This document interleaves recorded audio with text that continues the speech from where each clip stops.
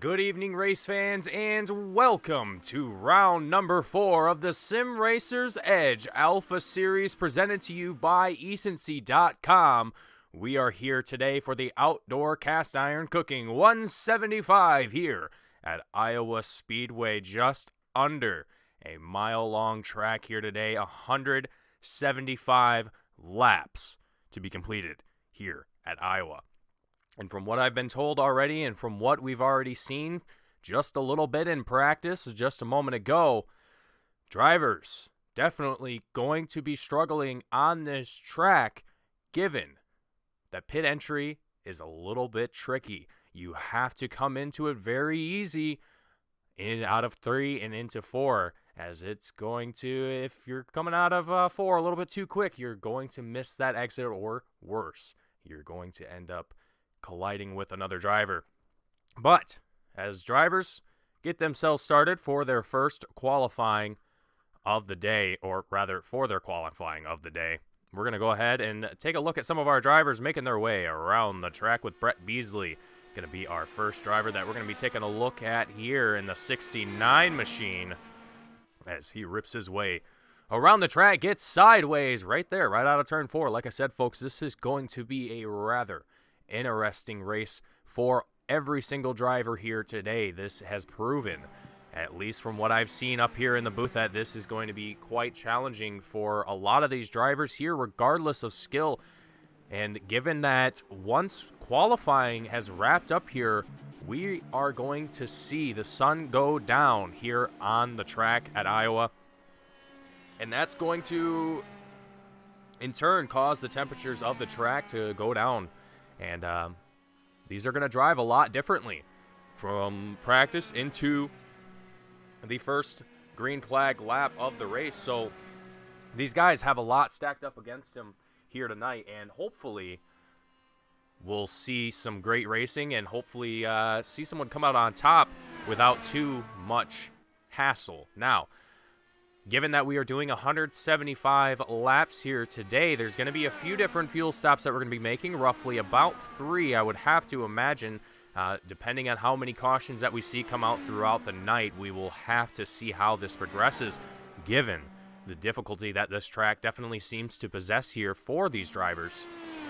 As we look now with Rick Ravon in the 7 machine, currently placed himself 8th on the timing tower, and that's going to push him down into 9th as Brazington works his way up there. And all of our drivers here slowly starting to make their way out onto the timing tower, out onto the track, get themselves their qualifying times done here, and get themselves racked and sorted. Oh, Butch Davis in the 43, again, out of turn 4. A lot of these drivers here, I think, are going to be struggling with that same exact turn.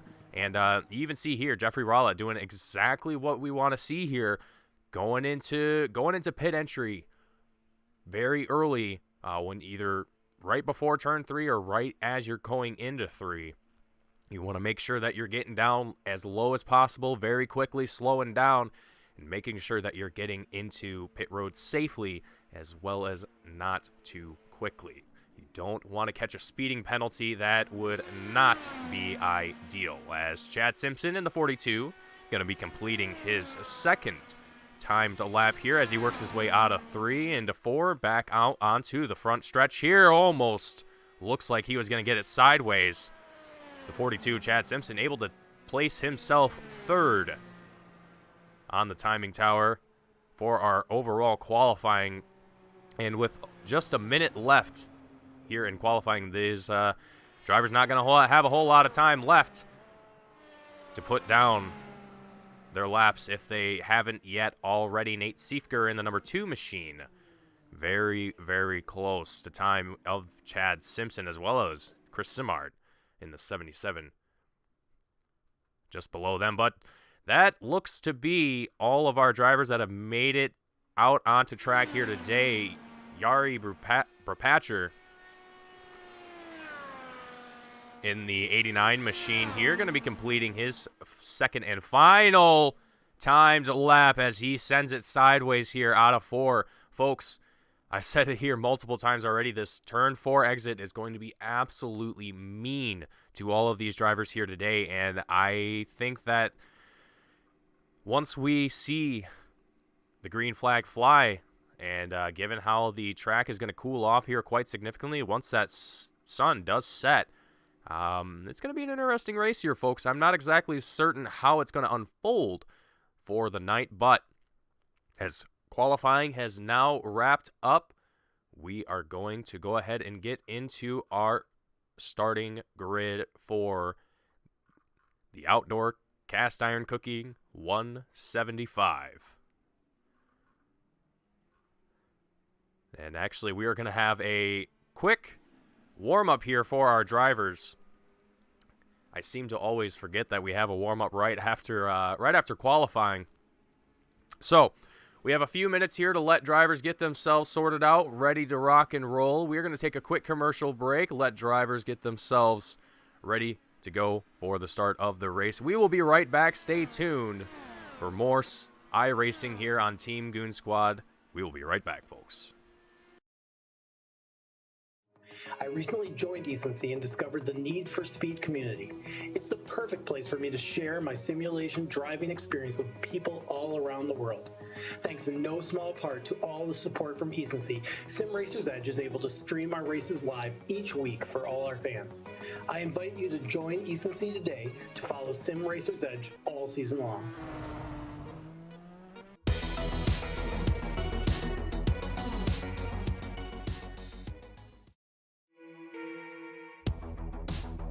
Imagine a world where you can connect and create meaningful communities with similar interests at the touch of your fingertip. And get rewarded for doing so. We at Ecency are building a platform to do just that. Ecency, set it free and be free. Go to Ecency.com to download the app and create an account and support the Sim Racers Edge community. And welcome back, folks, to the Outdoor Cast Iron Cooking 175 here at Iowa Speedway for the Sim Racers Edge Alpha Series Season 4. This is race number 4 of the 2022 season. And, folks, we've already seen it. A lot of drivers having a little bit of struggles here and there, especially out of Turn 4. And from what I understand here as well, the exit out of pit road is also going to be quite the challenge, and with our fuel stints looking to be around 54 laps, I was about to say 54 laps for our fuel. Look at that, a driver sideways coming into pit entries, folks. That is exactly what we are talking about. Pit entry, pit exit, this whole track is going to be a cascade of monumental problems for these drivers, I have a feeling. But everyone here is going to be giving it their all, doing the best that they possibly can. And with 2 minutes left to go here in our warm-up, we're going to go ahead and take a look at last week's race results. Now, that was the Finger Lakes Grand Prix at Watkins Glen, where we saw some very, very interesting racing, some close battles between the drivers out in front, Nate Siefker, Chad Simpson, who were very close to one another towards the end of the race. And Butch Davis going to be taking home third place for that race here as well. And looking at how things are shaping up here right now, whether or not these three drivers from last week are going to see themselves back out on the podium here once again, given how this track has already started to see a lot of carnage, I guess is the word I would like to use, I'm not exactly sure how that's going to work out. So we'll see. We'll pay attention to Nate Siefker, Chad Simpson, as well as Butch Davis, and see where they stack up here going throughout the race. But that was last week's race results. Let's take a look at where we stand for points now as well before we get started for the race here today. Butch Davis going to be leading the championship currently with 107 points at the top of the board. Nate Siefker in second place, up 5 positions from last week. Going to be sitting in second place with 85 points. And Chad Simpson up 3 positions since last week and just behind Nate Siefker by 1 point. And Chris Walker, if you'll notice here as well, is also tied for that number 3 spot. Chad Simpson currently holding on to it, as indicated by the graphic, but that could all change here tonight. Chad Simpson, Chris Walker are both going to be battling to see who's going to come out on top, who is going to take home a better win, a better position, rather. And it looks like here, looking at my timing, it does not look like... Nope, he is here. Never mind. For some reason, for a second, it looked like Chris Walker wasn't here. But the warm-up has concluded, and we are ready to go through our starting grid for the race today. Bentley Glazer starting out in first place with Chris Walker going to be in second. Chad Simpson in third. Already a very tight battle between these two for that third-place championship standings. Nate Siefker in that fourth-place position in the second row. Chris Simard in the 77 going to be in fifth place with Lyle Swearingen in that sixth-place spot. Rick Ravon in seventh place with Mike Grandy, senior, in the eighth-place spot. Butch Davis in ninth. Timmy Bates going to be in 10th with Dan Brazington in 11th. Jeffrey Rollett in 12th place. Brett Beasley in 13th. Jake Walsh going to be in 14th. Yari Prapatcher in 15th. Jose Phillips in 16th. Ryan Cruz in 17th. Jack Turner in 18th. Ernie Ludwig. Geez, why was... All right, 19th. Mark McFadden in 20th. Kevin O'Brien in 21st. Shane Loveridge in 22nd. And Paul... Let me get this right here. Let me get this right. If I can find it here.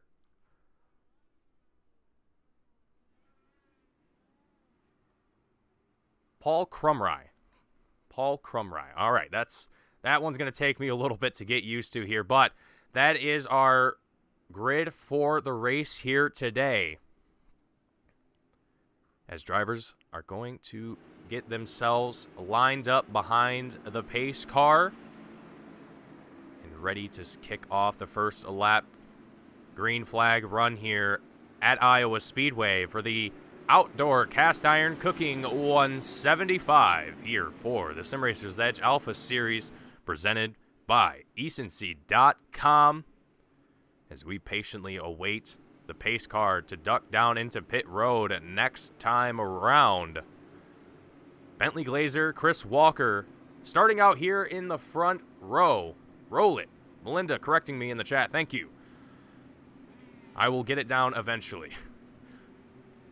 But anywho, Bentley Glazer, Chris Walker out in the front row. Chad Simpson, Nate Siefker, all three of these drivers out of the four that we just mentioned are going to be very close to one another in that championship standing. So having them all three out here in the front, going to be interesting to see how these guys battle it out and where they are going to place themselves towards the end of this race. As we work our way into turn 3, we are going to come out of 4. The pace car will duck down into pit road, and we are going to go green flag racing here at Iowa Speedway.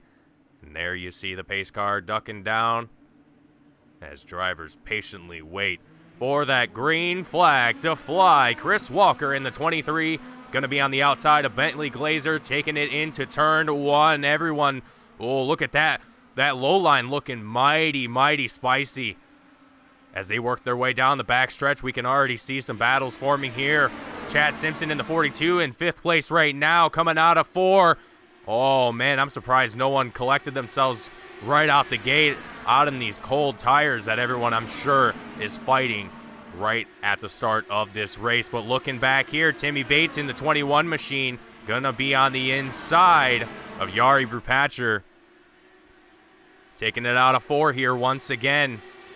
A lot of drivers starting to form single file here, trying to find any pocket of room that they can manage to work with, really, and especially given that this track is so difficult to keep a good pace. It's hard to imagine that these guys would want to be side-by-side racing here this early on in the race. Lap 4 of 175. this is just the beginning. And again, if you were not here towards the beginning of the broadcast, we did mention a little bit Chris Walker, though. Before I even get into that, that's going to send out the first caution. Chris Walker involved in this one. Let's take a look here at what happens to the 23 of Chris Walker. Oh, look at this. Coming out of, I think this is 4. Slaps his wheels right into the wall. And that was out of 4, I believe. No, that was 2. Okay, so that was turn 2 that he came out of, and he got wicked high up into the wall. But I don't think that was ultimately what sent the caution out, but this was Tokyo Drift into turn 3, locks up the wheels about midway into 4. Oh, very close, almost collecting another driver there. That was very close. Chris Walker, just barely inching away from the rest of the field here. That not going to look good for the 23 machine. He had a great start, too. He was able to work his way up into the front of the field, had a great opportunity to stay out in front. And, again, just this track starting to take names already, and already starting to take names from the front of the field. And normally you would expect it to be kind of guys in the middle towards maybe even the back of the pack to make those kinds of mistakes, but these guys are racing hard. They want to give it their all. They want to try and do everything that they possibly can to be successful in this race, and that's just one of the things that can ultimately happen when you're trying to push, trying to really make any move here in a race like this. So, and one thing I want to touch on as well, just how small this track is. Normally, coming from last week, we were at Watkins Glen. Now, granted, we weren't running the boot. No, we weren't running the boot. No, we were running the boot. Okay, I was thinking of a different race. All right. So we were running the boot at Watkins Glen, and that's a lot of, not necessarily a lot of turns, but it's definitely a lot more technical track than, say, coming here to an oval track. Not to say that they both don't come with their own sets of problems and technicalities, but having to kind of switch your brain from going to road course driving to oval driving can kind of shake things up here a little bit for some drivers. So I think some guys here are going to be getting back into the groove of oval racing here after coming out of the Watkins Glen race. But I'm sure that these guys have also had plenty of practice coming into Iowa, as, again, we've seen this has been a brutal track already for these drivers, and I expect it to possibly continue that way even going into towards the end of the race here. But lap 8, a 175, the lights go off on the pace car. This will be our last time around before we go green flag here once again. And folks, I gotta say, Nate Siefker, Rick Ray Vaughn, Lyle Swearingen, Bentley Glazer. Bentley, who's able to still stay out in the top 5, down 3 from his first place start, but he's still up here. He's still up in the running. So things are already going to be shaking and moving up here in the front of the field, I think, quite a bit. And I think it's going to continue that way until, honestly, probably halfway through the race, 3/4, once drivers either cycle themselves out due to getting involved in wrecks or just simply falling off the pace. Whatever the case may be, there's a million scenarios that you could run through, and you'd probably end up on a correct one eventually. But Nate Siefker here taking the lead as we go green flag racing once more. Rick Ravon, look at that with the inside dive out of 2 down the back stretch. Rick Ravon, he says, this is my race. Rick Ravon in that 7 machine, just looking mighty quick in that 7 machine. He has found something here at Iowa Speedway. So great driving here that we're seeing from that number 7 machine. But Nate Siefker starting to fall back a little bit into second place, but that's not exactly putting him in any sort of danger, as Lyle Swearingen just behind him in third place has got about just over a half a second to close before he's on the rear wing of that number 2 machine here. So Lyle Swearingen going to be trying to close that gap to Nate Siefker. But looking behind these drivers here, Jari Brupatcher, Chad Simpson going to be wheel-to-wheel here almost for just a moment. They break away coming down the backstretch out of turn 2. Jari Brupatcher able to get out in front of Mike Grandy, it looks like. So that was Mike Grandy he was battling with. My apologies. That was not Chad Simpson.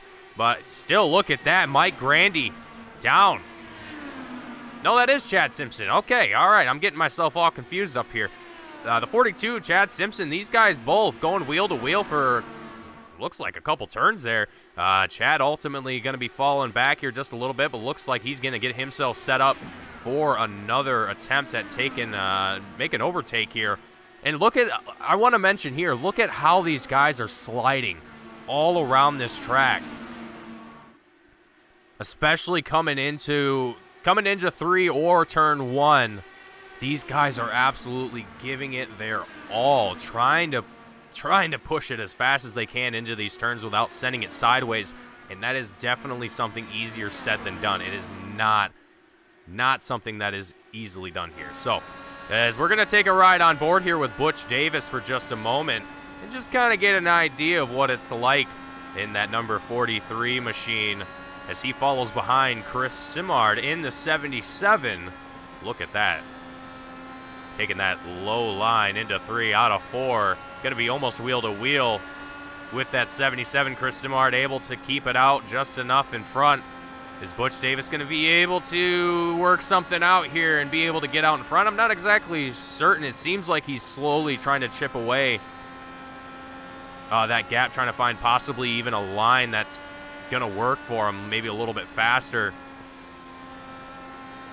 But if you're also paying attention to the driver's wheel on the bottom portion of your screen, you'll also see the rev indicator, the rev limiter, or the rev indicator, excuse me. You can see all the fine throttle adjustments that has to be done here to, 1, stay fast, and also 2, not put yourself up into the wall. That is the last thing that you want to do here, and it could be extremely costly to your race, as we've already seen that a number of times in qualifying, in practice, and hopefully we don't have to see it happen here for our drivers out on track. Ryan Cruz, Ernie Ludwig. Oh, look at this battle here.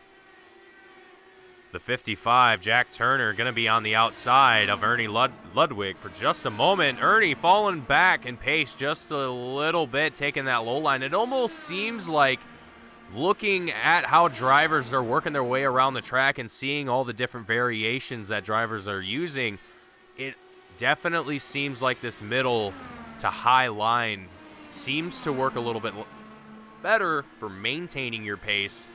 But if you're trying to catch up to the guy in front of you, maybe even make overtakes, that low line is definitely where it has to be done.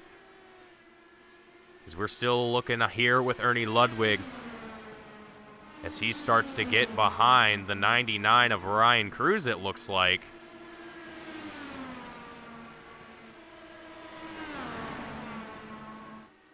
A little bit wider angle here, looking from Ryan Cruz's perspective from the 99 machine. So we're on lap 25 of 175 here. We are just about halfway to the first expected fuel stop. It's going to be around, around lap 54. It might be pushed a little bit farther. I'd say the most that we'll see it extended is probably lap 62, 64. I can't imagine it'd be much later than that. But we'll see. Some guys might be really trying to save on fuel, might be really trying to play that pit strategy game. That definitely might be the way to win the race here, as Ryan Cruz, Jack Turner, they touch wheels. No one wrecks, though. Everyone keeps it calm. Everyone stays cool. Wow. Ryan Cruz stays out on top of that. Jack Turner falls back just a little bit, lets the 99 by. I'm sure that definitely shook both drivers up there just a little bit, as that could have gotten really bad really, really fast. But as we're looking up here, we're going to hop up with the Team Goon Squad blimp camera and have a look up top of the number 12 of Mike Grandy Sr. as he gets followed by the 21 of Timmy Bates coming out of 2 down the back stretch here. A little bit of distance between these two drivers. Timmy looking to try and make something happen on the inside. Doesn't quite have enough to make it work this time around, but if he continues to chip away at the rate that he's going, he might be able to pull it off here.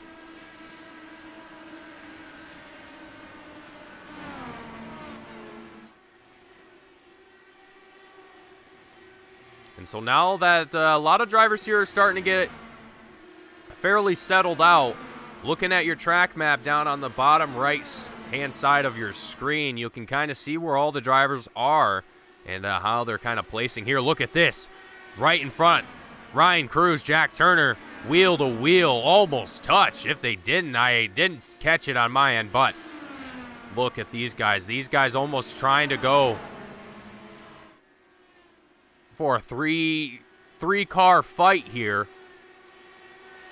with Kevin O'Brien in the 84 machine just kind of floating behind.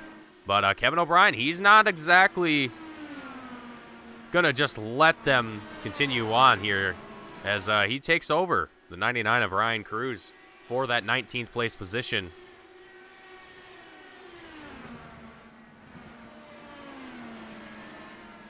So looking at the left-hand side of your screen, looking at the timing tower, you can see the lap times that have been set by drivers all around the track. And Rick Ravon, last time around, an 18:02. So already starting to see quite a bit of tire wear come into play here. As I was told before the race, with fresh tires, they're able to run about 17.2 to 17.4 seconds around the track. Now, we're already starting to see that tire wear come into play as drivers start to fade off to the 17.9 to 18.5, and that's exactly what we're starting to see here. And as that starts to affect drivers, you gotta wonder how these guys are planning their pit stops, how these guys are managing their tires, how they're managing their fuel, and how they're passing along that information to their crew chiefs and ultimately trying to establish the best time to come in and hope that it's not before, or hope that it doesn't put yourself in a worse spot than where you were before you came in. Let's put it like that. So Bentley Glazer in the 4 machine in 3rd place right now. He's not been able to work his way back up front like he was probably hoping to, with now 4 seconds between himself and 2nd place driver Nate Siefker. Bentley's going to have quite a bit of work to do here if he's going to want to catch back up with these guys. But with just about 15 or so laps before we see that first car come down into pit road and start our pit cycles, well, it's going to be interesting to see how these lead drivers, these top 5 really, are going to respond to one another. Who is going to be the one to start the cycle, and really, how is our leader going to be affected by this? Rick Ravon, who is leading this race right now, could very easily be put down 2, 3, 4 positions if he doesn't play his pit stop strategy right. If he gets it wrong, he could be in a very, very bad spot and have to regain those positions all over again. And I don't think he wants to do that. He's in a very good spot. And now, that's not to say that he will miss his marks or that he will be late or too early on his pit stops, but the possibility is always there. And when you are the first place driver, you are the leader, it all kind of weighs on you. It all comes down to you and how you handle that. So Rick Ravon going to have a lot on his shoulders here for the first pit stop, and I gotta say, folks, this is going to be quite quite an interesting race. It already has shaped up to be that way thus far, and it's been great to see all these drivers doing extremely well. And I want to take a moment here to thank our sponsors for the race here today, ecency.com and Outdoor Cast Iron Cooking. Thank you to both for sponsoring this race and this series. It has been great being here for the Sim Racers Edge Alpha Series, and without them, well, it would just be a little bit harder. And as we're just wrapping up some moderation of our lovely YouTube chat, as it likes to get a little out of control sometimes, things have gotten quite calm, haven't they? I really haven't noticed anyone getting extremely unsettled. No one's really been pushing each other too aggressively here, as we are looking at Timmy Bates and Butch Davis as these two drivers almost go wheel to wheel there for just a moment. But so we're going to ride on board here with Butch Davis again. They work their way into one and out of turn two. These guys almost going wheel to wheel here once again. And Butch Davis, again, the championship leader for the series as it would stand. Now let's take a moment to take a look at that and just give you guys a better idea of what I mean. So Butch Davis currently at the top of the leaderboard, 4 points with 107 points for the series currently, and he's had 3 top 5 finishes, 3 top 10s, and he's set to have another top 10 here if he continues down the path that he's going. In 8th place currently, he's looking quite comfortable out there. He's just got to keep doing what he's doing, keep hitting his marks. But we have trouble down on the track. Ryan Cruz looks to be involved in, oh man, look at all the carnage down there on track. Let's take a quick look at what happens here to the 99 of Ryan Cruz as he works his way out of 4. Yep, trying to correct, trying to get himself down low. He was sliding up into the wall, out onto the front stretch. Lost a lot of speed here. Timmy Bates in the 21, not able to get around him, really. I mean, I don't know if he just wasn't comfortable dropping down low or just couldn't do it fast enough. And again, we're watching this in slow motion, so the reaction time for us is obviously it looks a little bit easier, but when these things happen in the blink of an eye, it's not as easy. So unfortunate for the 99 of Ryan Cruz, gonna find himself down into pit road here. And speaking of pit road, this is going to open up the door, kind of perfect timing really for all of our drivers to start their first pit cycles of the day. So lap 55 of 175 here at Iowa Speedway, and some excellent racing that we have had here for the Outdoor Cast Iron Cooking 175. I hope everyone has been enjoying the action. We're going to take a quick commercial break here, and we will be right back for more iRacing here on Team Goon Squad. Don't go anywhere, folks, and we will be right back.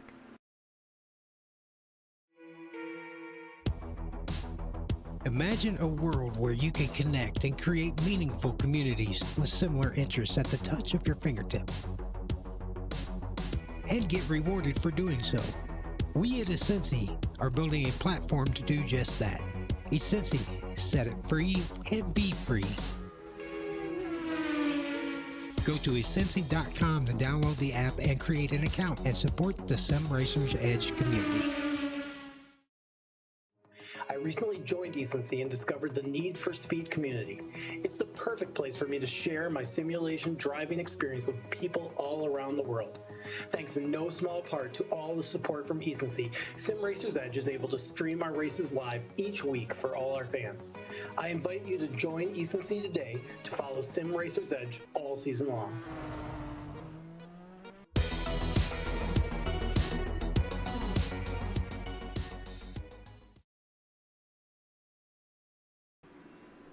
And welcome back, folks, to the Outdoor Cast Iron Cooking 175 here at Iowa Speedway.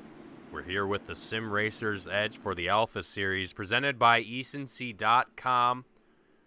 Folks, the second caution of the night, we saw quite the solid first real long green flag run all the way up until this point, and I gotta say, I mentioned it right before we took our commercial break.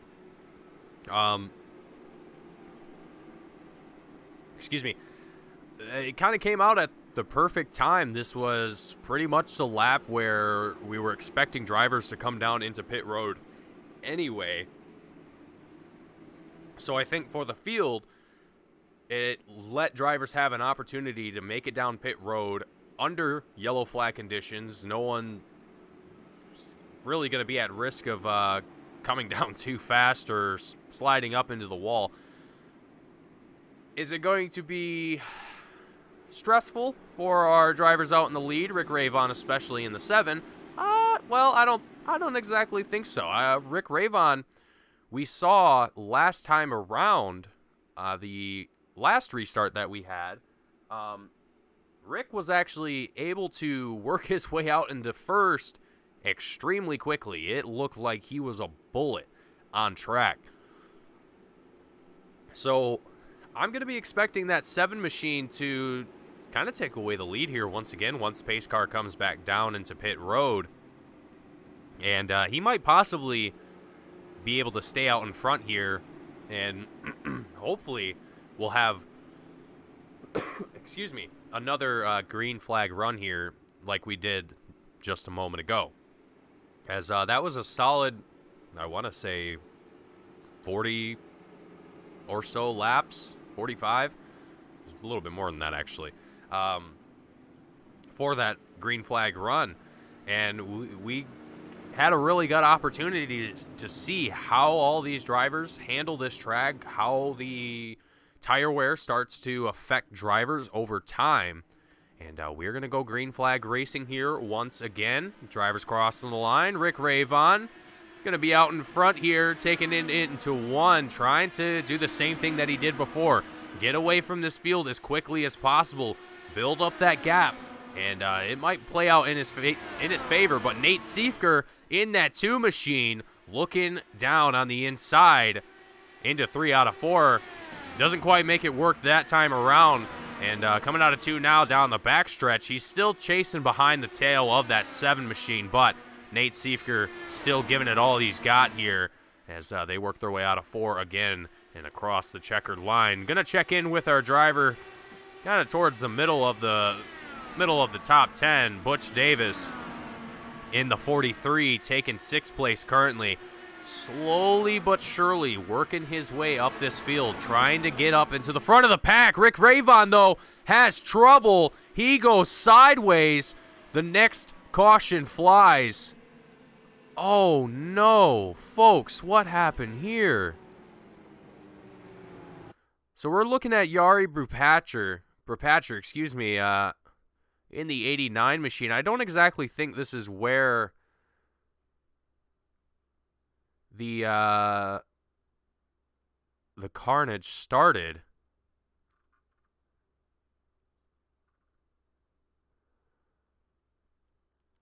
Oh man, Rick Ravon looks like he got a little. Let's back things up here just a little bit. I want to see more in depth here of what happened. So it looks like Rick gets loose on his own out of 4. Collects Jari onto the front stretch. 2-car incident, and both suffering massive amounts of damage. And look at Rick Ravon limping that 7 machine down into the stalls. Whew, missing half a wing. The fenders are missing, or a fender is missing. Tires are wobbling all over. Oh man, that is a rough looking race car. So Nate Siefker is going to be in the lead. Bentley Glazer, Chad Simpson taking second and third here on this restart as drivers get themselves back behind the pace car and ready to rock and roll here once more. And not exactly quite the green flag run that I was hoping for, and I'm sure that all the other drivers here were hoping for as well. But again, that's part of the issue. Well, not necessarily issue, but part of the struggle that drivers here are going to have on this track. These with cold tires on a track at night that's going to be naturally colder as well. There's not going to be a whole lot of grip, and really, even as we're approaching the halfway point in this race, it's still going to be a fight all the way until the end. These drivers are going to be fighting these cars, fighting these tires the whole race. And getting them warmed up is just part of the battle. Getting those tires warmed up to temp and able to at least have some grip around the track, it's tricky. It's very difficult. And when you are a driver out in the front, trying to give it their all, trying to improve your gap to the guy behind you, little things like that, little slip-ups can make or break your race. And it's unfortunate to see that happen for Rick Ravon in the 7 machine. So ultimately going to be taking it back behind the wall, still in pit road here as well, it would seem, as he's been in pit road now for about 2.5 minutes and not looking like he's going to come back out here anytime soon. So Rick definitely getting a lot of heavy damage repaired to that vehicle, as well as I think Yari Bupatcher. And it looks like Yari has called it for the night. So the 89 machine is also involved in that incident with the 7, both. Or well, rather, the 89 going to be calling it a night and taking it behind the wall for the remainder of the race. And with only 3 cautions out in the race right now, it's honestly surprising how much carnage we've seen. And it's not that it's been a whole lot, but it's been enough to we're seeing a lot of drivers, both from the front of the field and throughout the rest, that have just started to slowly drop like flies.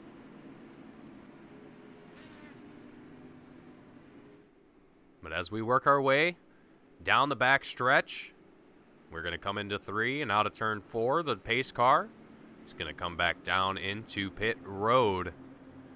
We're going to go green flag once more on lap 67 of 175 for the outdoor cast iron cooking 175 here at Iowa Speedway. And there the pace car goes down into pit road, and we are green flag racing here once again. Nate Siefker in the 2 machine going to be taking the lead here with Bentley Glazer. Going to be trying. Oh, look at this. We have battles forming up here. 4th place, Butch Davis still tracking his way up to the top 3 as he's taken 4th place now. He's got Chris Simard right behind him in the 77. In that 5th place spot, Chris trying to stay as close to the wing as he can. Look at these guys absolutely ripping it here around Iowa. And I gotta love the dedication that Chris Simard here has to trying to overtake this 43 of Butch Davis. And honestly, it almost looks like Chris is starting to get a little comfortable there. It's starting to settle out, just trying to stay consistent and not take any too aggressive maneuvers here, as we are going to ride on board here with Jack Turner for a few moments and take a look at the 55 machine as he works his way out of 2 down the back stretch, chasing down Jake Walsh in the 33 machine out of turn 4 down the front stretch here at Iowa Speedway. So Jack Turner, looking for a moment, he was getting fairly close. Oh, look at that. Not exactly certain what's happening there.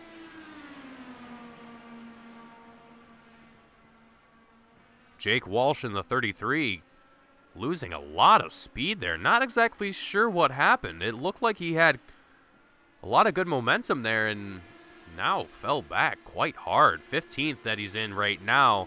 Down a position from where he started, but yeah, just very strange to see that heavy fall off from the 33, and it might have just been because he was trying to slow his machine down and prevent himself from gliding into the wall, which we've already seen a number of drivers do here tonight.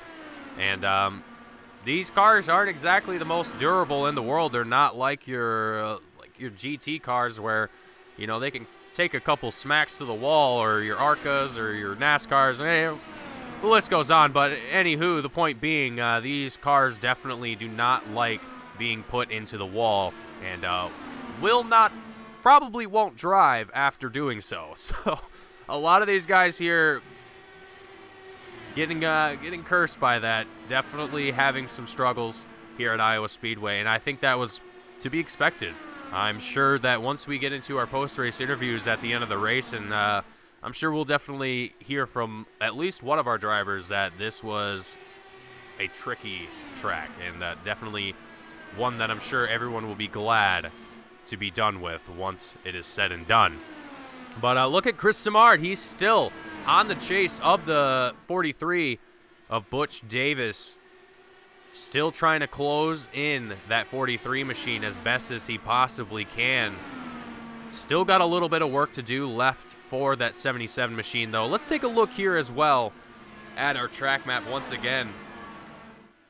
And since this restart, we're already starting to see these guys very spread out. You can see essentially there's 2 kind of halves of the track being used at this point of time. You have the guys that are down a lap. Ernie Ludwig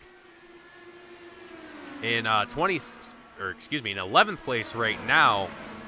He is the first driver a lap down. Jeffrey Rowlett gonna be the only driver, well, not the only driver, but is going to be the final driver not a lap down in the top 10. So already starting to see a lot of drivers fall off the pace here, and how that's going to shape up for the final half of this race, not exactly too certain on that, to be honest. We are just about to the halfway point of this race as well, so seeing that we're having a lot of guys fall off pace here, getting laps down, oh man, this is going to be tricky. This is definitely going to be a tough one to determine, at least make a guesstimate of who is going to come out on top for this race, because even knowing right now Nate Siefker out in the lead in that 2 machine, he's looking quite solid, looking very impressive. Now Nate Siefker was having to battle it out with Rick Ravon before the 7 machine ultimately slid out of 4 and collided with Yari Rapatcher in the 89 machine, and that's Rick Ravon's still down in pit road here as well. About 10 minutes that he's been there. So I have a feeling that both Rick, Yari are going to be done for the night, and it's not exactly out of the picture that the same thing could happen to the 2 machine. Nate Siefker could very well do the same exact thing that we saw Rick Ravon do, and we've seen many other drivers here do tonight as well. We saw it in practice. If you were tuning in right before we went live, you kind of saw just a little preview of what was going on in practice while drivers were ripping it around.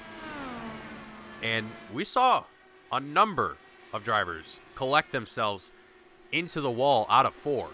And that's why I said it at the beginning of the broadcast. I have a feeling that is where drivers are going to struggle the most. That exit of 4 is absolutely vicious. But right now, Nate Siefker seems to have found a steady pace, a steady groove here at Iowa Speedway. Lap 89 of 175. We are just ticking away laps, keeping things calm, keeping things steady. Everyone's driving very, very well now. Now that everyone's kind of got a little bit of more room, I'd say, to work with.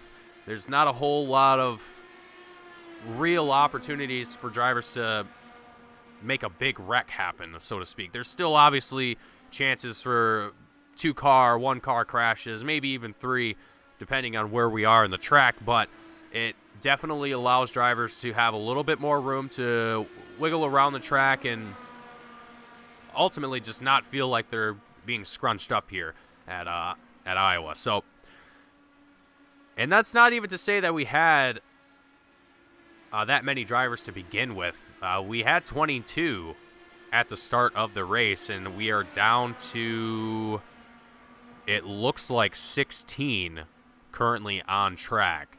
So, not exactly the biggest field for a race like this, but not exactly the smallest either. So we're kind of right at that perfect sweet spot, if you will, for having long green flag runs and good racing. So I think all in all, we're evenly balanced out here. Everything is shaping up to be a good race here. And lap 94 of 175, we've already seen a lot of great driving from all of these racers, and ultimately now, at least for myself, and I'm sure for yourselves watching, my question is out of our drivers who, looking at our championship point standings, out of our drivers that are currently still out on track with an undamaged car, or at least a minimally damaged car, Nate Siefker is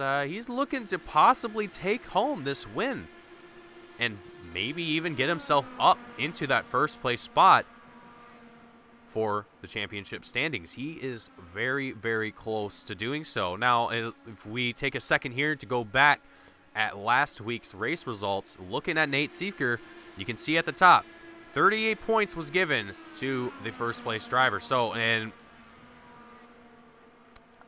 Nate Siefker was just about, I think, just under 30 points to get himself into that first place spot for the championship standing. So, Nate Siefker here definitely seems like he wants to take home the win tonight, and he quite possibly can do so here if he keeps it steady, keeps things moving and grooving here. But another driver that's also going to be looking here to possibly take home at least a podium, Chad Simpson, as well as Butch Davis, as Butch Davis now works his way into that third place spot. So there's definitely some tight battles happening, even if they're not exactly on the track right now. So between Butch Davis and Nate Siefker, after tonight's race, whoever of those two drivers comes out on top is going to be the leader going into next week. And I believe there is a race next week. I think there might be an off week. I'll have to double check that. But so Butch Davis now, as he works his way around Bentley Glazer in the 4 machine, he's still looking to try and crack his way up to the front of the field here and get around the 2 machine of Nate Siefker, as Nate's working around a lot of lap traffic now. That's going to slow that 2 machine down quite significantly, but Butch Davis is going to have to do exactly the same thing, work through the same exact traffic. But it's kind of a game of back and forth. It's a give and take. On the one hand, the lap traffic might be blocking the leader, But on the other hand, as you're trying to make a pass around lap traffic, another one could get your way, or they could wreck in front of you. All sorts of scenarios could happen, and any single one of them could cost you the race or position. Which either of which for these drivers is not exactly something that they want to lose. So, Butch Davis, we've seen again slowly working his way up this field into second place. Now, ooh, whoa, a little bit of a wobble there out of the 43. Look at that, right into the back, smacks him. He goes sideways out of turn 2, down the back stretch. That sends the 43 spinning. Oh my, oh my. Oh, ho, ho, jeez. The 43, okay, hold up. We're doing things a little bit weird here, folks, because our timing is being a little bit slower than we are. Wow. Okay, let's take a look here. I want to look at this let's take a look at it from this angle. And let's take things nice and slow here. Butch Davis out of 2. He was trying to check up lap traffic, gets smacked in the rear end. I believe that was Chad Simpson. No, he collects into the side of Chad Simpson. Oh my gosh. Okay, hold on. I want to take a look here. I want to see who that was behind him that he was trying to avoid. The 4. Okay, so that was Bentley Glazer. Oh, man. And poor Chad, he saw it coming too. He just saw the 43 just darting his way down the track and just left nowhere to go. Oh, folks, that is absolutely rough. Rough indeed. So everyone going to come down here into pit road. The last time that everyone did come down was either oh, well, it's kind of all over the place. Some drivers came down lap 54, some around the 60 mark. But as drivers get themselves sorted back out here and ready to kick things off here once again, we're going to go back to another short commercial break, and we will be right back here for the Outdoor Cast Iron Cooking 175 with the Sim Racer's Edge Alpha Series Season 4, presented by eSync.com. Stay tuned, folks, and we will be right back with more iRacing here on Team Goon Squad. Decency, okay. Decency, it's great. I'm having a blast driving around. Yeah, that was a fast lap. Hey, Jeff. Yeah? What are you doing, man? I'm just writing a quick post to the Need for Speed community on Decency. A what for who community? The Need for Speed community. It's the community on Hive that's all about racing. How do I get into this? Just go to eSync.com, sign up for an account, and download the app. Dude, that's really cool. But now you gotta go. Yeah, I'm on there every day. No. I mean, go, man. Go. Okay, let's go. I recently joined Decency and discovered the Need for Speed community. It's the perfect place for me to share my simulation driving experience with people all around the world. Thanks in no small part to all the support from Decency, Sim Racer's Edge is able to stream our races live each week for all our fans. I invite you to join Decency today to follow Sim Racer's Edge all season long.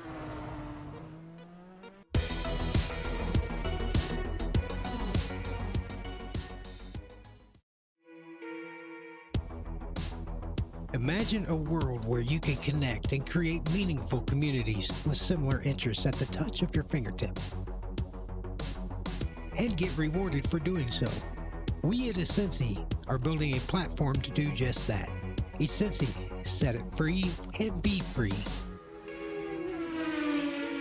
Go to Essency.com to download the app and create an account and support the Sim Racer's Edge community.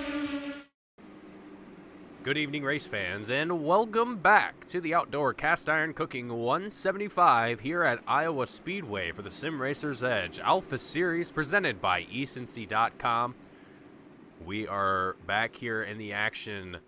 Lap 110 of 175. Drivers getting themselves back behind the pace car once more. Our fourth caution of the night. And just a quick update, I did get informed of our race next week. There is indeed a race next week. It will be at Pocono. So, if you thought that this race was going to be an interesting one and a caution fest, well, just wait until we go to Pocono, because I am sure that it's going to be quite the show. So, make sure you're subscribed. Make sure that you have the date saved. We will be here same time, same place for the race at Pocono, but we are here tonight at Iowa Speedway for the Outdoor Cast Iron Cooking 175. And this is, folks, this has been quite the race. It's gone up, down, left, right, side to side, flipped it around, thrown it in the air, and locked it in a cage and throw it in the ocean. This is all over the place. There's been no real way to know what direction this race is going to go. There's been so much uncertainty, at least for myself here, as far as who's going to stay steady, who's going to stay calm, and keep their car clean throughout this race as we go green flag here.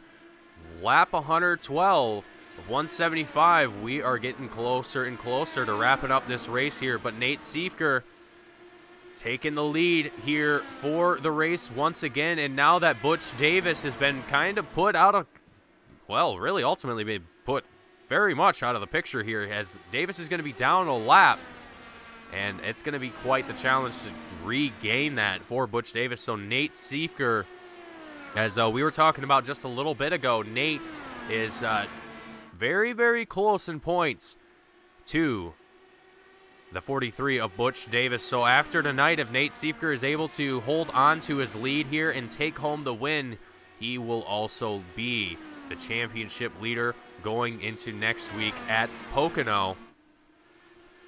As we look at Chris Simard in the 77 machine in fourth place right now, slowly reeling in the 4 of Bentley Glazer, who we also saw involved in a couple incidents here, I think.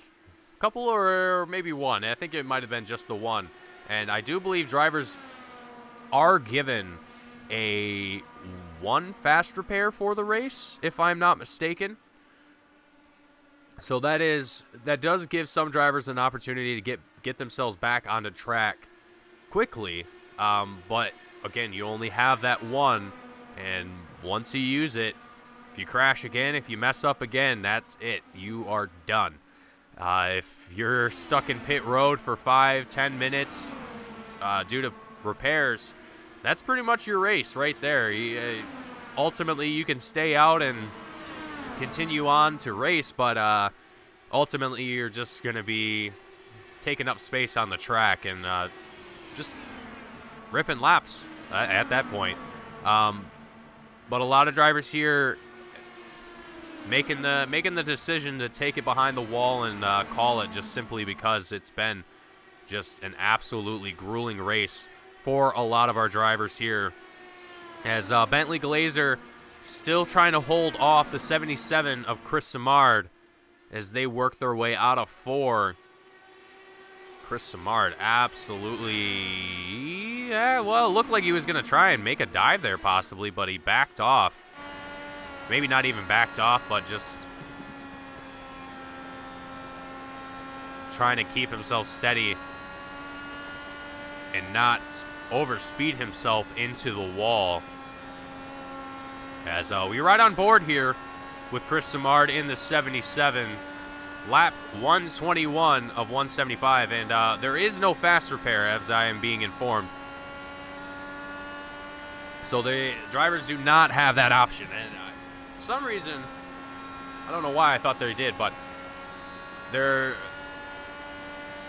So with that in mind, not having that fast repair, not having any, you mess up once, you're gonna pay for it. You're gonna suffer, and we've already seen that happen to quite a few drivers here tonight.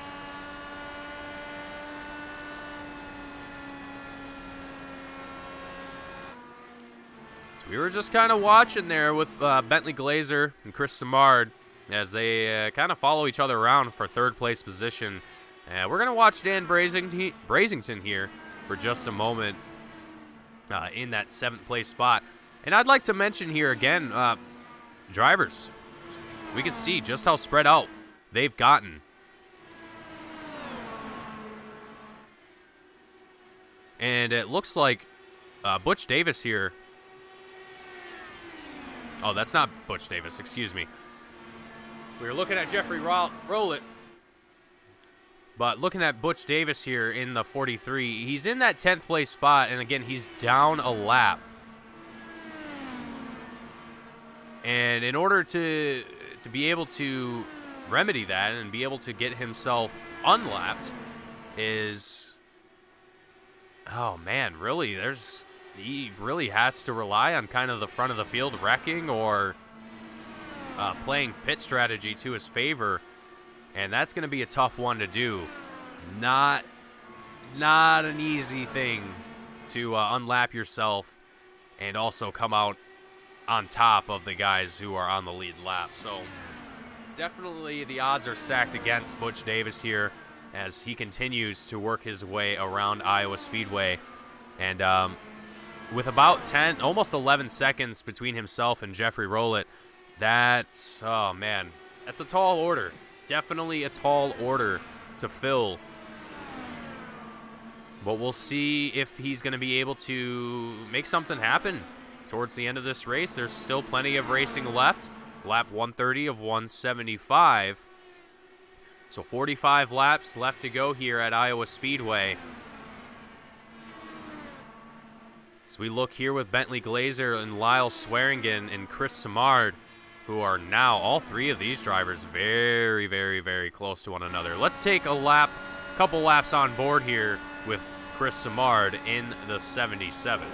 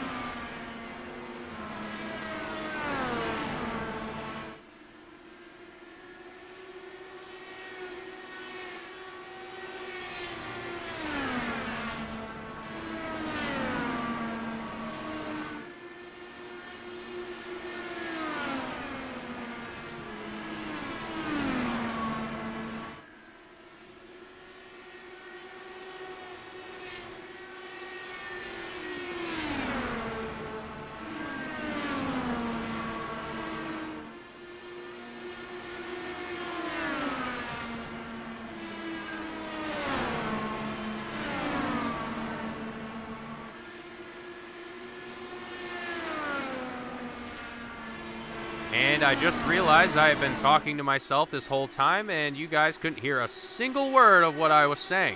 So I apologize if everything was quiet on your screens, wherever you happen to be watching the broadcast. That was a bum move on my part. But kind of chiming back in with what I was just talking about, Chris Simard, well, not Chris Simard, but the whole field right now. The last time we came down pit road was lap 107. And I have a feeling that we are going to see a final pit stop about the last 15 to 20 laps of the race here. And that's ultimately going to shake up how this race is going to finish. Now, whether or not that pit stop's going to happen under green flag conditions is another question. And if that does happen, it'll be the first time in this race that we've had a green flag pit stop. So that is going to be an interesting variable to consider as we approach the final 35 laps of the race here, as we are on lap 150 of 175. 25 laps, excuse me. I don't know where I got 35 from. Anyhow, kind of looking through our field here, if you're looking at the track map, again, this is kind of what we expected to see. A lot of drivers getting very spread out from one another, and that's just simply due to the difference in pace for a lot of our drivers here. So a lot of our guys finding themselves their own little pocket of the track and just trying to stick to that clean air and keep these cars on track, keep them clean, keep it together. But Nate Siefker, our race leader at this point in time, still our race leader at this point in time, he's going to be looking to take home the win here, possibly with only 23 laps left to go. That very well possibly could happen, but look at this. We have pit stops starting to happen. Ooh, Kevin O'Brien looks like he had quite the entry into pit road. That looked like it could have been possibly a little bit worse for the 84 of Kevin O'Brien here, but that's going to start our final pit cycles here for a lot of our drivers, at least for the guys kind of down a lap already. So for them, it's not too much of an urgent situation, but if you're Nate Siefker, if you're Bentley Glazier, if you're Chris Simard, it's going to be crucial when you come in. It's going to define where you place yourself at the end of this race here. And I got to imagine that Nate Siefker, he's going to want to come in here, I would imagine, as soon as possible, really. Look at that, Mike Grandy Sr.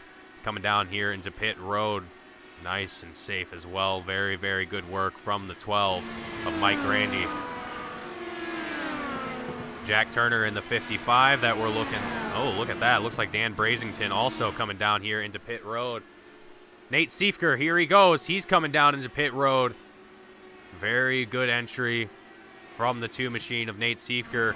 Bentley Glazier going to stay out in front, take the lead for the remainder of this race with 18 laps left to go. He's still going to have to come down into pit road, get a nice splash of fuel, and probably the final set of tires to finish out this race here. So the 4 machine taking advantage, staying out in front while he still can.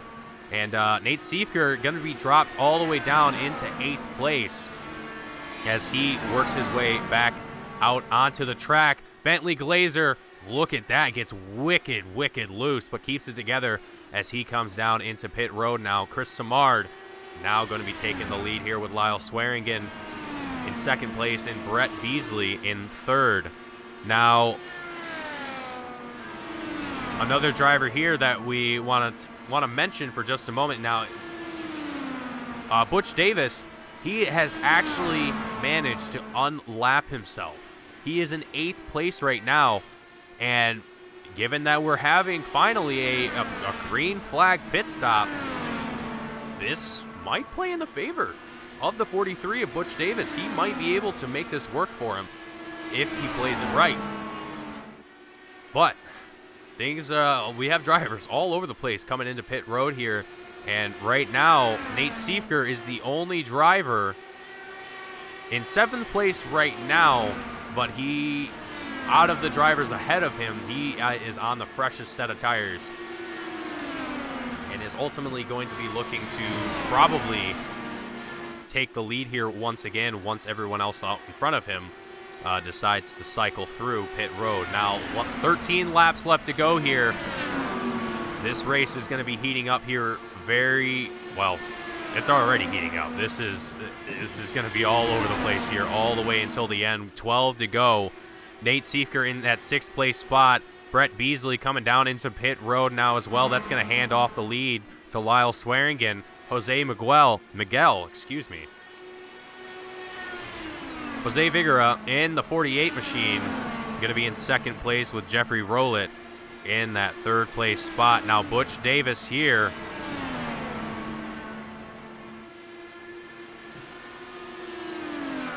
So Butch Davis actually was not able to unlap himself. He is still a lap down, but in 4th place nonetheless. So as looks like Butch Davis is going to get ready to possibly come down here into pit road with 9 laps left to go here. No, he does not. He's going to keep staying out. He's determined to stay out as long as he possibly can here. And Nate Siefker, who's just behind the 43 of Butch Davis. And ultimately, that's probably the reason why Butch is wanting to stay out as long as he is, because as soon as Nate passes around him, that's going to put the 43 down 2 laps. As there you go, right around the inside of the 43 machine, Nate Siefker working his way around that 43 machine. And actually, I was incorrect. That's not going to put him down 2 laps. So Butch Davis is going to stay in that 5th place spot currently. Jose Vigora coming down here into pit road now as well. So that leaves Lyle Swearingen and Jeffrey Rowlett, both 1st and 2nd place. And the only 2 drivers left that have to come down into pit road. Otherwise, we might even see a driver run out of fuel, or I'm not exactly sure what we might see here. They might have been playing it a little bit smarter too, taking advantage of that fuel strategy, trying to save as much as they can all the way until the end here. And there's only 5 laps left to go, so they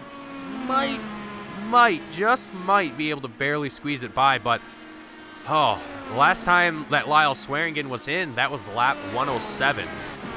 So that's going to be 68 laps that Lyle will be attempting to try and push his stint for. With 4 laps left to go, that is going to be a very, very close one to call. Now, as Nate Siefker in 3rd place right now, he's still ripping it around track, trying to get himself back up into that 1st place spot. With 3 laps left to go, is he going to be able to make it happen, or are we going to see Lyle Swearingen stay out all the way until the end, or will we also see Jeffrey Rowlett?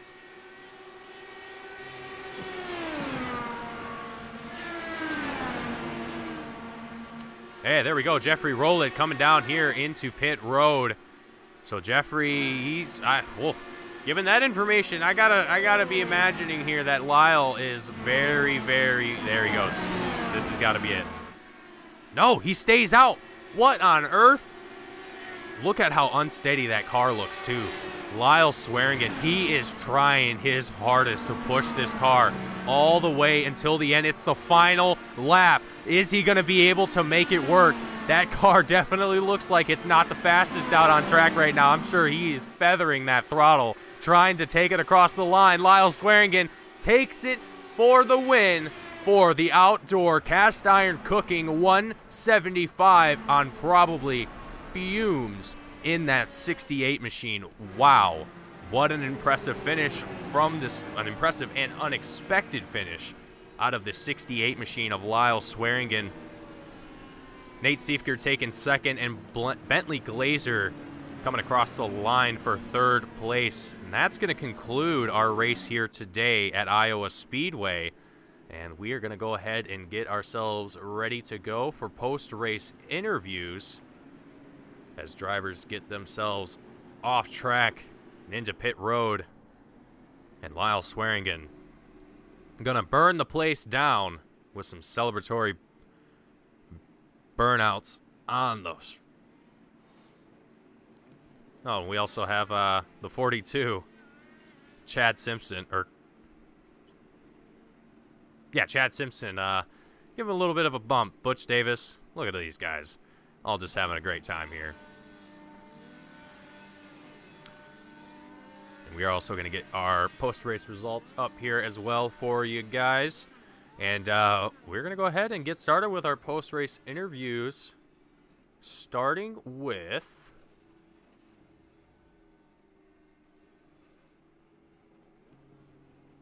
Bentley Glazer. Going to be taking home third place here today. Bentley, sir, do you have a read? Yeah, you hear me? Yes, sir, I do. You, Bentley, you had quite the race here today. The 4 machine we've seen, honestly, you were up in the front of the field for quite some time. You were kind of all over the place in the top 10, and that was, I think, purely just due to the fact that we saw multiple wrecks kind of happen and take out drivers in that top 10 and push them down the field and have to work their way back up. But Bentley, I can yabber on all night. What was it like coming here to Iowa Speedway? What was your expectations, and did it come out the way that you thought it would? I'm super happy with this, honestly. I've ran horrible all the other races. I caused a lap 1 wreck last week, and I feel bad. Sorry to Jeffrey Bogan on that. But yeah, I was surprised to get the pole, and then my goal was to just not spin out in front of the whole pack, because that would have been unfortunate. Absolutely. Yeah, Bentley, this definitely seemed like a very, very tricky track. And I got to ask you, too, given that we didn't have any green flag pit stops until the very end, did you think that kind of had something to do with your ability to take home third, or what was, just with all the uncertainty as far as how the race was going, did you expect to take home third tonight? Honestly, I thought I was going to get second. That was a awesome job by the winner there, saving fuel, and I don't think he pitted, but No, great did win not. by him. Yeah, that's awesome. And I was pretty fast on the long run. I was scared to push it on the cold tires because these things are easy to wreck. So I really picked it up in the long run, and I knew I was going to lose time pitting just because it's a hard pit road, and I didn't want to wreck getting on pit road. So I took it pretty easy, and yeah, super happy with this though. Absolutely. Well, Bentley, after taking home third for tonight, going into next week at Pocono, are you expecting kind of the same, or are you expecting Pocono to be a little bit more of a wreck fest? I'm sure it'll be a good race. I think I'll struggle more than I did here. I've always liked Iowa, and I don't know, it's a good track. And Pocono, it's a great track too, but just with the aero and these things and my experience level, it's probably going to be pretty tough. Yeah, absolutely. Tough indeed. But before I let you go here, Bentley, and celebrate third place, is there anyone watching the broadcast, anyone at home that you want to shout out or thank before I let you go? Just thanks to all my teammates at OGR, and thanks Sim Racers Edge for having me, and yeah, thanks for broadcasting. Absolutely. Bentley, thank you for coming up here and joining me in the booth, and congratulations on taking home third. Thank you very much. All right. You have a great night, Bentley. You too. Alrighty, folks. Bentley Glazer in the 4 machine taking home third place. Up next in the booth is going to be Nate Siefker in the 2 machine. Nate, sir, do you have a read? Yeah, I do. How are you guys? I am doing fantastic. How are you feeling, Nate? I'm upset it turned into a fuel mileage race. Otherwise, yeah. It is what it is. I'm kind of surprised he made it though. Kudos to him for doing it. I thought about it. I chose to go the full burn route, and I wondered if anyone was going to do it. I thought Bentley would be like one guy to do that, and he didn't do it. So it's kind of interesting to see, him pull that strategy off. I'm really impressed with how he did it, though, for sure. Yeah, absolutely. I was watching up here in the booth. I was watching Lyle, and I was sitting here thinking to myself, wondering to myself, man, that 68 is going to have to be coming into pit road here anytime. But sure enough, no, he did not.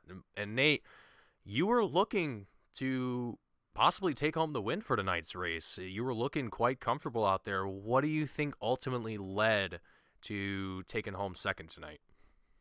I mean, just knowing the line to run is pretty huge here, and knowing how to work the air. You don't have to do it as much here, but getting the settings right, knowing the line to run was pretty important for sure tonight. Once you're out front, it's a lot easier too as well. So that had a role. Really, from there, is kind of just making sure you're being easy on the car, not trying to make life too difficult for yourself. So well, there's some lessons to take from tonight, I guess. Better fuel mileage ideas would be fine. But on the other side of this, we had a decent points night. We gained some points again. Out of the past 3 races, we've either finished first or second. So I guess we'll take that.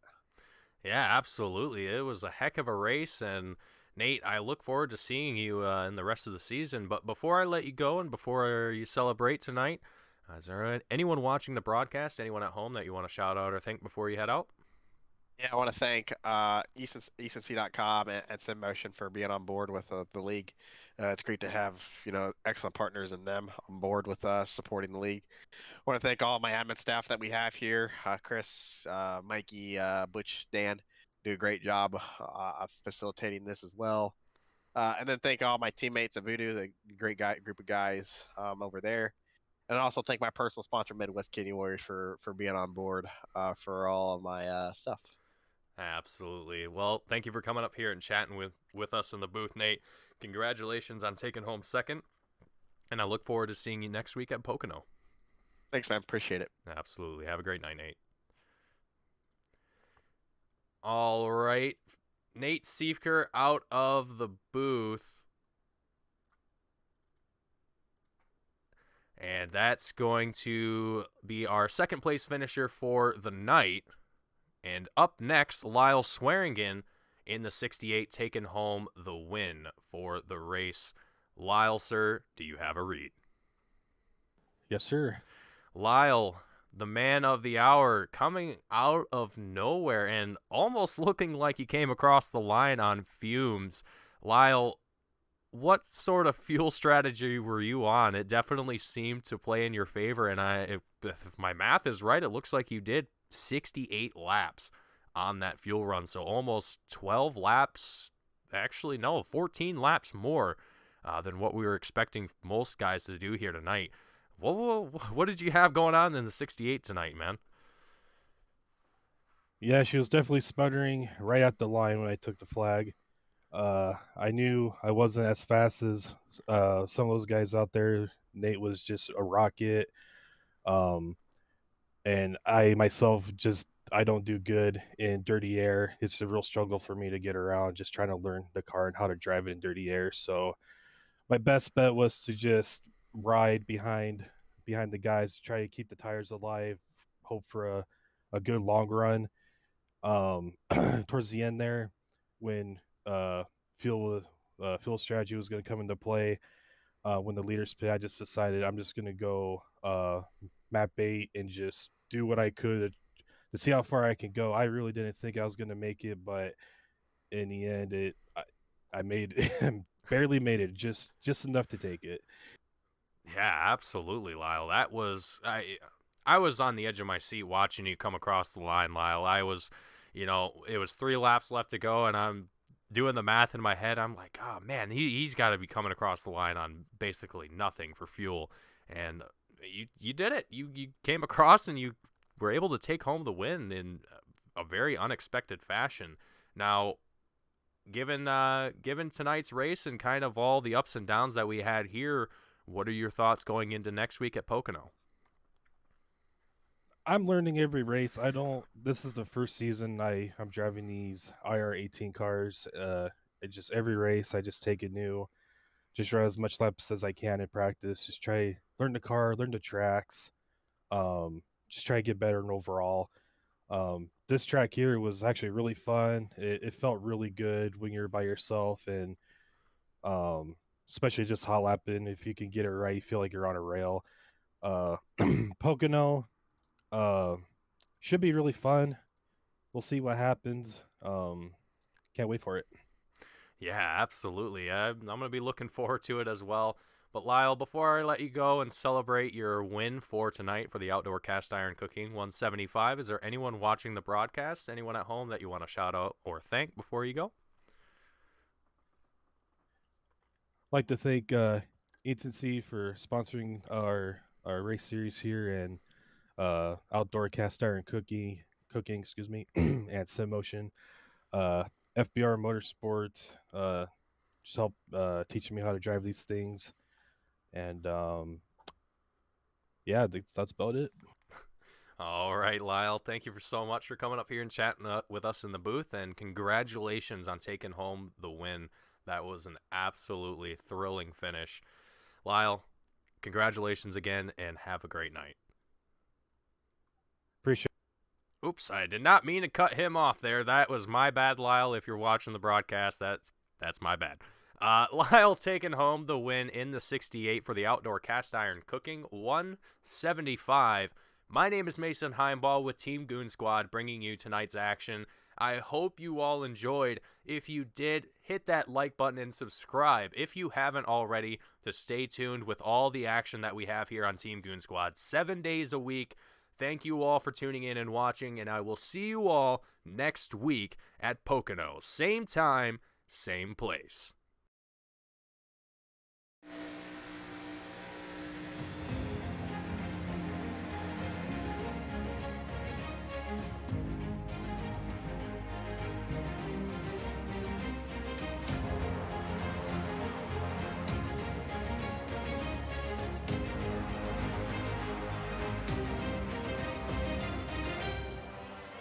Driver Carrington gets dumped by Benami. The leaders are winding up here. Daytona's a big one is out.